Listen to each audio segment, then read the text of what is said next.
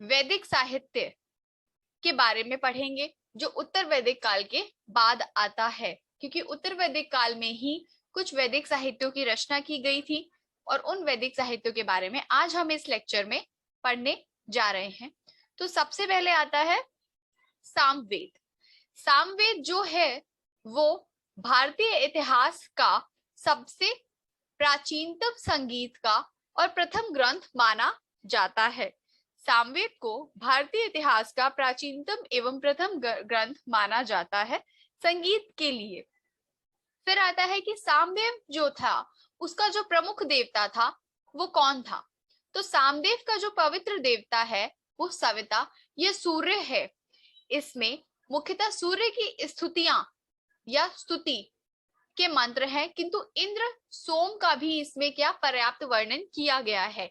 सामवेद मुख्यतः सावित्र यानी कि सूर्य को अर्पित है, लेकिन इसमें सूर्य के स्थितियों के साथ साथ इंद्र और सोम का भी वर्णन आपको देखने को मिलता है सामवेद में।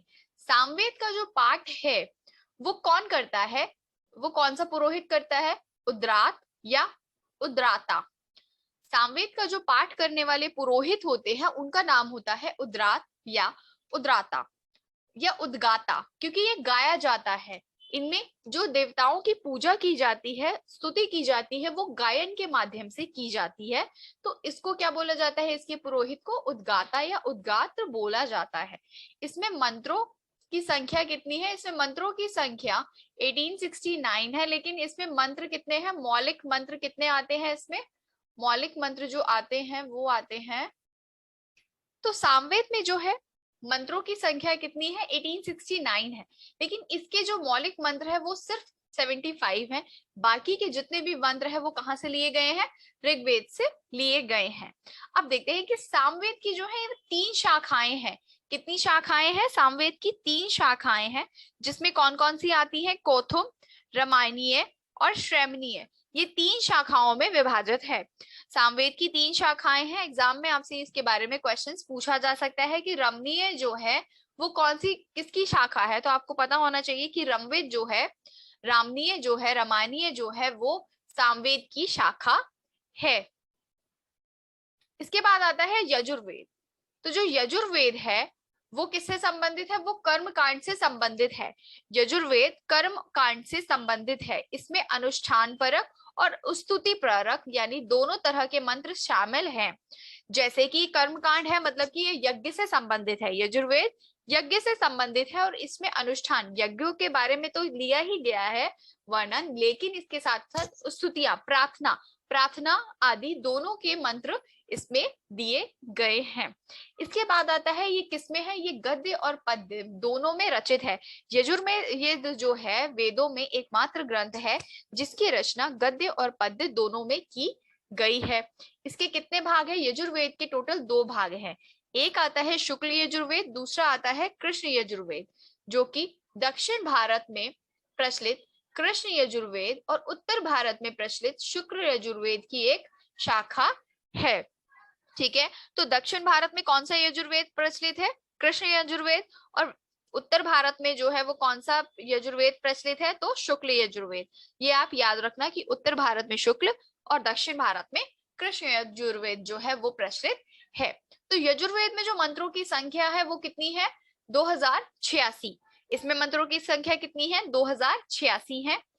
यजुर्वेद के मंत्रों का जो उच्चारण है वो कौन करता है, उसके पुरोहित को क्या कहा जाता है, उसके पुरोहित को अधर्व्यु कहा जाता है। यानी कि यजुर्वेद का जो पुरोहित है जो मंत्रों का उच्चारण करता है उसको कौन से नाम से पुकारते हैं, कौन सा पुरोहित कहलाता है, वह अधर्व्यु कहलाता है। आपसे एग्जाम में क्वेश्चन पूछा जा सकता है कि अधर्व्यु नाम का पुरोहित जो है वो कौन से यज्ञ से या कौन से वेद से संबंधित है। तो आपको पता होना चाहिए कि यजुर्वेद का जो पुरोहित है उसको कौन से नाम से पुकारा जाता है, कौन से नाम से उसका उल्लेख है, तो उसको संबोधित हम करते हैं अधर्व्यु के नाम से। ठीक है, इसके बाद आता है कृष्ण यजुर्वेद। अभी हमने क्या पढ़ा था, सामवेद की 3 शाखाएं थी। अब हम यजुर्वेद का जो कृष्ण यजुर्वेद है उसकी शाखाएं कितनी है, 4 शाखाएं हैं। कौन कौन सी, मैत्रायणी संहिता, काठक संहिता और कपिलाष्टक संहिता। ठीक है, ये 4 शाखाएं हैं जो किसकी हैं, कृष्ण यजुर्वेद की हैं। और जो शुक्ल यजुर्वेद है इसकी 2 शाखाएं हैं, मध्यादिन और कर्ण संहिता। ये जो 2 संहिता है ये शुक्ल यजुर्वेद की शाखाएं हैं, और मैत्रायणी, तैत्रायणी और कपिलाष्टक और काष्ठक जो है ये कृष्ण यजुर्वेद की शाखाएं हैं। ये आप याद रखिएगा, आपसे एग्जाम में ये क्वेश्चन कई बार पूछा गया है। तो यजुर्वेद में राजसूय यज्ञ और वाजपेयी यज्ञ दोनों जो है ये यज्ञ है, ये किस में किए जाते हैं, ये राजकीय समारोह के लिए किए जाते हैं। इसका उल्लेख मिलता है यजुर्वेद में राजसू और वाजपेयी, ये जो 2 यज्ञ है राजा के लिए किए जाते हैं, राजकीय समारोह होते हैं ये विशेषता। तो इसका उल्लेख किसमें किया गया है, यजुर्वेद में किया गया है, क्योंकि यजुर्वेद जो है वो धार्मिक यज्ञ अनुष्ठान संबंधित है। तो यजुर्वेद में गायत्री मंत्र और महामृत्युंजय मंत्र का भी उल्लेख मिलता है, लेकिन गायत्री मंत्र का सर्वप्रथम प्रयोग ऋग्वेद में मिलता है। इसमें तो मिलता ही है, लेकिन सर्वप्रथम जो गायत्री मंत्र है इसका उल्लेख हमें कहाँ मिलता है, इसका उल्लेख हमें ऋग्वेद में मिलता है, और महामृत्युंजय मंत्र जो है वो यजुर्वेद में मिलता है। तो आप ये याद रखिएगा। फिर आता है अथर्ववेद। अथर्ववेद जो है वो बहुत ही महत्वपूर्ण वेद है वेदों में। इसकी रचना सबसे क्या अंत में हुई थी। अथर्ववेद में मंत्रों की संख्या कितनी आती है, 6000 आती है, जो 20 अध्याय और 731 सूक्त में विभाजित है। तो आपसे क्वेश्चन पूछा जा सकता है कि अथर्ववेद में कितने सूक्त हैं, तो आप बता देंगे 731 सूक्त है। अथर्ववेद कितने अध्यायों में विभाजित है या कितने अध्यायों में है, तो अथर्ववेद 20 अध्यायों में है। उसी तरह से अथर्ववेद में ब्रह्म ज्ञान, धर्म, सामाजिक निष्ठा, औषधि का प्रयोग, रोग निवारण, मंत्र एवं जादू टोना आदि अनेक विषयों का वर्णन किया गया है। और अथर्ववेद की 2 शाखाएं हैं, पिपलाद और शौनक। पिपलाद और शौनक किसकी शाखाएं हैं, पिपलाद और शौनक अथर्ववेद की 2 शाखाएं हैं। अथर्ववेद की रचना किसने की है, अथर्ववेद की रचना अथर्वा ऋषि ने की है, जिनके कारण इसका नाम अथर्ववेद रखा गया है। इसमें मगध वासियों को व्रात्य कहा गया है। आपसे क्वेश्चन पूछा जा सकता है कि मगध वासियों को व्रात्य किसमें कहा गया है, तो अथर्ववेद में कहा गया है। या ये क्वेश्चन पूछा जा सकता है कि व्रात्य किसे को कहा गया है, तो व्रात जो है वो किसके लिए संबोधित किया गया है शब्द, वो मगध वासियों के लिए संबोधित किया गया है। फिर आता है ब्रह्मवेद। अथर्ववेद को कौन से वेद के नाम से जाना जाता है, अथर्ववेद को ब्रह्मवेद के नाम से भी जाना जाता है। और अथर्ववेद आयुर्वेद की दृष्टि से भी बहुत ही महत्वपूर्ण है, क्योंकि इसमें अभी बताया ना आपको कि इसमें औषधि का प्रयोग और रोग निवारण आदि का जो वर्णन किया गया है। तो जो बेसिकली ये किससे, आयुर्वेद की दृष्टि से भी बहुत ही महत्वपूर्ण है। फिर आ जाता है ब्राह्मण ग्रंथ।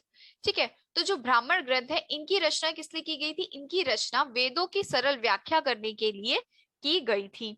इन्हें वेदों का टीका भी कहा जाता है, क्योंकि इसमें क्या है, वेदों की सरल व्याख्या अपने ही भाषा में की गई है, अपनी ही व्याख्या की गई है, जिससे कि क्या वेदों को सरलता से समझा जा सके।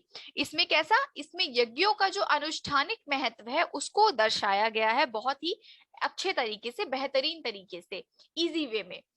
वेदों में तो जैसे जो भी लिखा है वो तो अलग चीज हो गई, लेकिन वेदों की सरल व्याख्या के लिए ब्राह्मण ग्रंथों की रचना की गई है। इन ग्रंथों की रचना किसमें की गई है, गद्य में, गद्य रूप में की गई है। और इनकी भाषा कैसी है, इनकी भाषा संस्कृत है। हर एक वेद का एक या एक से अधिक ब्राह्मण है। हर वेद की अपनी अलग अलग शाखा है, हमने अभी देखी कि हर वेद की अपनी अलग अलग शाखा है, और इनके अपने अपने जो है ब्राह्मण भी अलग अलग उपस्थित हैं। जैसे कि ऋग्वेद का कौन सा ब्राह्मण है, ऋग्वेद की ऐतरेय ब्राह्मण है और कौशिकी ब्राह्मण है, जो कि ऐतरेय ब्राह्मण की कौन सी शाखा, शाकल शाखा से संबंधित है। और कौशिकी को संखायन ब्राह्मण या वाष्कल शाखा भी कहा जाता है। कौशिकी यह संखायन ब्राह्मण है और जिसकी शाखा वाष्कल है। शाकल ऋग्वेद शाकल वाष्कल शाखा से संबंधित है, और ऋग्वेद के 2 ब्राह्मण है, ऐतरेय और कौशिकी। और कौशिकी का दूसरा नाम क्या आता है, शंखायन। उसी तरह से आता है सामवेद। जो सामवेद है उसको प्रोण या पंचविश ब्राह्मण कहा जाता है, शंद्विश ब्राह्मण कहा जाता है, और्ष्य ब्राह्मण कहा जाता है, मंत्र जिसमें छांदोग्य है, जैमिनी जिसको तल्वकार ब्राह्मण कहा जाता है, ये सारे ब्राह्मण सामवेद से संबंधित है। फिर आता है यजुर्वेद। अभी हमने पढ़ा था कि यजुर्वेद 2 शाखाओं में विभाजित है, शुक्ल यजुर्वेद और कृष्ण यजुर्वेद। जिसमें क्या बताया जाएगा, जिसमें बताया जाएगा आपके, जैसे अभी मैंने आपको बताया था कि यजुर्वेद कितनी 2 शाखाओं में विभाजित है, शुक्ल यजुर्वेद और कृष्ण यजुर्वेद। तो जो शुक्ल यजुर्वेद की ब्राह्मण है वो क्या है, शतपथ ब्राह्मण, जिसको मध्यान्ह शाखा से संबंधित है। और शतपथ ब्राह्मण की ही शाखा है काण्व शाखा, मतलब शतपथ ब्राह्मण जो है वो मध्यान्ह या काण्व शाखा में विभाजित है। और कृष्ण यजुर्वेद जो है वो तैत्तरीय ब्राह्मण में, मैत्रायणी ब्राह्मण में, कच्छ ब्राह्मण में और कपिशलाश्चक ब्राह्मण में विभाजित है। अथर्ववेद का जो ब्राह्मण है वो एकमात्र ब्राह्मण है गोपद ब्राह्मण। ठीक है, नेक्स्ट आता है हमारा अरण्यक। अरण्यक जो है, अरण्यकों की रचना जंगल में निवास करने वाले विद्वानों द्वारा की गई थी। इसमें यज्ञ, धार्मिक अनुष्ठान एवं दार्शनिक प्रश्नों की चर्चा की जाती है। अरण्यक का मतलब होता है जंगल, और जो लोग जंगल में निवास करते हैं वहां जाकर एकांत में जो विद्वान है, जिन भी चीजों की रचना करते हैं, उनको क्या बोला जाता है, उनको अरण्यक कहा जाता है। अरण्यक में किस चीज से संबंधित है, अरण्यक में, अरण्यक जो होता है वो बेसिकली आत्मा, परमात्मा, संसार और मनुष्य संबंधी ऋषियों के दार्शनिक विचार से संबंधित है। इसमें इन सब चीजों का जो है विचार जो है वो बताए जाते हैं। अभी वर्तमान में, प्रेजेंट में कुल कितने अरण्यक हैं, तो टोटल यहाँ पर 7 अरण्यक बताए गए हैं, जैसे ऐतरेय, शंखायन, तैतरेय, मैत्रायणी, मध्यान्ह, वृद्धरण्यक, तल्वकार एवं छांदोग्य। ये 7 तरह के ब्राह्मण अरण्यक में मिलते हैं। ये 7 तरह के क्या है, अरण्यक हैं। फिर आता है वेद।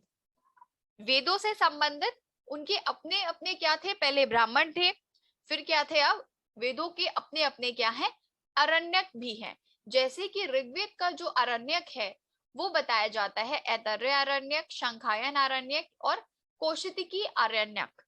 यजुर्वेद का जो अरण्यक है वो है वृद्धरण्यक, मैत्रायणी और तैत्रायणी अरण्यक।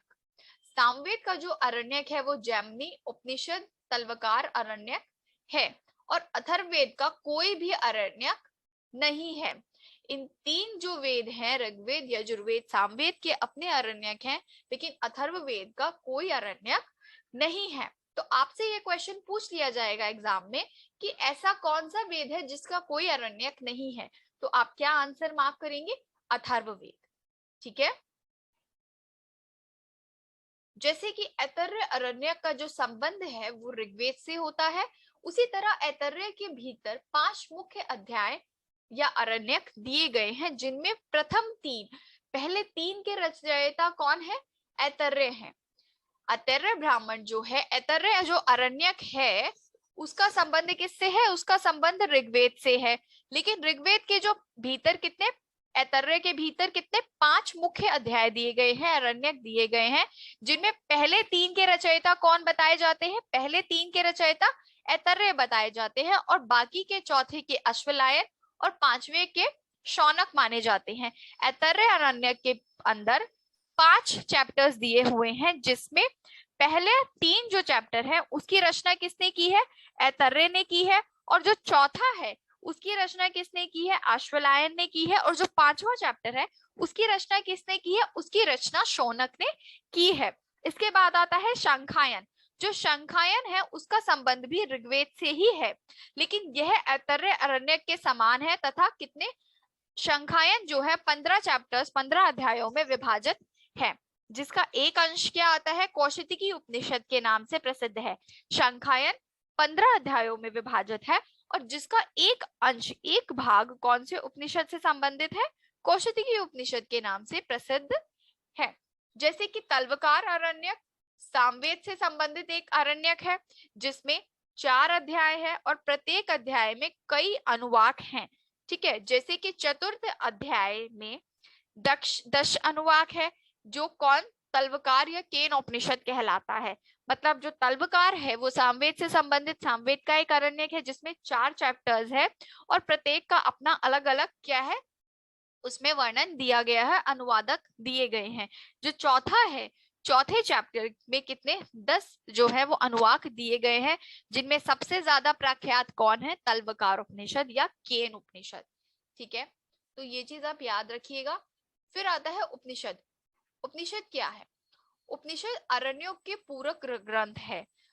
उपनिषद अरण्यकों के क्या है? पूरक ग्रंथ हैं, जिनमें वैदिक साहित्य के अंत में इनकी रचना हुई है, इसलिए इन्हें वेदांत भी कहा जाता है। उपनिषदों को, उपनिषद की रचना वैदिक जो है काल में अरण्यकों के बाद की गई थी, ठीक है, इनको वेदांत भी कहा जाता है। और उपनिषद का अर्थ आपसे कई बार पूछा जाता है। उपनिषद का अर्थ होता है वह विद्या जो गुरु के समीप बैठकर सीखी जाती है। ये गुरु है, मुक्त नहीं है, ये थोड़ा टाइपिंग मिस्टेक हो गई है। ये क्या है? गुरु के समूह, गुरु के समूह, गुरु के समीप बैठ के जो विद्या सीखी जाती है उसको क्या बोला जाता है? उसको अरण्य उपनिषद बोला जाता है, ठीक है। फिर आता है उपनिषदों की कुल संख्या कितनी है? उपनिषदों की कुल संख्या 108 मानी गई है, किंतु जो सबसे प्रामाणिक है वो कितने उपनिषद है? 12 ही माने गए हैं। उपनिषदों की संख्या 108 है, लेकिन जो प्रामाणिक है उपनिषद वो कितने हैं? वो 12 है। तो भारत का जो राष्ट्रीय आदर्श है क्या? सत्यमेव जयते। ये कौन से उपनिषद से लिया गया है? ये मुंडको उपनिषद से लिया गया है। और उपनिषदों में आत्मा, परमात्मा, मोक्ष एवं पुनर्जन्म की अवधारणा पर विचार किया जाता है। तो बेसिकली हमें उपनिषदों से क्या जानकारी मिलती है, किस बारे में मिलता है? तो उपनिषदों में हमें आत्मा की, परमात्मा की, मोक्ष की और पुनर्जन्म की अवधारणा मिलती है, ठीक है। अब आते हैं वेद और उनसे संबंधित उपनिषद, ठीक है। तो ऋग्वेद का जो उपनिषद है वो कौन सा है? ऐतरेय उपनिषद है। यजुर्वेद का जो उपनिषद है वो आता है बृहदारण्यक उपनिषद। आपसे कई बार ऐसे क्वेश्चंस एग्जाम में पूछा जाएगा कि यजुर्वेद का कौन सा उपनिषद है, या बृहदारण्यक उपनिषद जो है वो किससे संबंधित है? तो वो यजुर्वेद से संबंधित है। शुक्ल यजुर्वेद के ईशावास्य उपनिषद है। तैत्रायणी उपनिषद जो है और कठोपनिषद जो है वो किससे? कृष्ण यजुर्वेद से संबंधित है, जिसमें श्वेता श्वेत्रो उपनिषद भी आता है और मैत्रायणी उपनिषद भी आता है, जिसमें सामवेद, सामवेद का वाष्कल उपनिषद, छांदोग्य उपनिषद और केन उपनिषद है। और अथर्ववेद के मांडुक्य उपनिषद, प्रश्नोपनिषद और मुंडको उपनिषद आता है। मुंडको उपनिषद अभी हमने देखा है, जिसमें सत्यमेव जयते जो है वो वर्णन किया गया है, जिससे लिया गया है, वो अथर्ववेद का ही एक उपनिषद है। नेक्स्ट आते हैं वेदांग। जो वेदांग है, वेदांग क्या है? वेदांगों की जो संख्या है वो 6 है। वेदांग 6 है, जैसे शिक्षा, कल्प, व्याकरण, निरुक्त, ज्योतिष और छंद, ये 6 वेदांग है। शिक्षा में क्या है? शिक्षा में वैदिक स्वरों के शुद्ध उच्चारण के लिए इनकी रचना की गई है। इसे वेद की क्या माना जाता है? नासिका माना जाता है। नासिका मतलब नाक, वेद की नाक माना गया है। इसमें वेद मंत्रों के उच्चारण करने की विधि बताई गई है।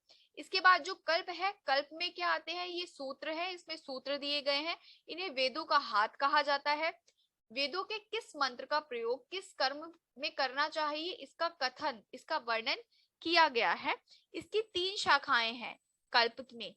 कल्प में श्रोत्र सूत्र, ग्रह सूत्र और धर्म सूत्र दिए गए हैं। फिर आता है ज्योतिष। ज्योतिष को वेदों का नेत्र कहा जाता है, यानी ज्योतिष को वेदों की आंख माना गया है। इसमें वैदिक यज्ञों और अनुष्ठानों का समय ज्ञात होता है। इससे यहाँ ज्योतिष से मतलब वेदांग ज्योतिष से है, ठीक है। वेदांगों का अपना ज्योतिष है जिसको वेदांग ज्योतिष कहा जाता है, जिसे वेदों की नेत्र कहा गया है, वेदों का नेत्र। नेक्स्ट आता है इसके बाद आपका व्याकरण। व्याकरण को वेदों का क्या कहा गया है? मुख कहा गया है। इसमें नामों एवं धातुओं की रचना, उपसर्ग और प्रत्ययों का प्रयोग, समासों एवं संधि के नियम आदि बताए गए हैं। निरुक्त की रचना किसने की है? निरुक्त की रचना यास्क के द्वारा की गई थी, जिसमें शब्दों की व्युत्पत्ति की जानकारी मिलती है कि शब्दों की व्युत्पत्ति हुई कैसे, और वेदों में जिन शब्दों का प्रयोग किया गया है उसका अर्थ भी उसी तरह में मिलता है। निरुक्त में उनके उन अर्थों का निश्चयात्मक रूप से उल्लेख किसमें किया गया है? निरुक्त में किया गया है। जैसे जैसे जो शब्द इसमें प्रयोग किए गए हैं निरुक्त में, उसकी क्या की गई है? उनके अर्थ भी बताए गए हैं। फिर आता है छंद।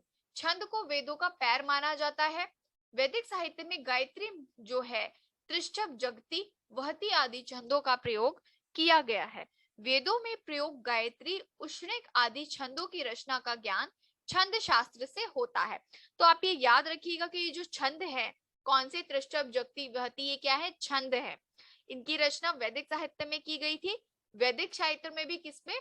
छंद शास्त्र में।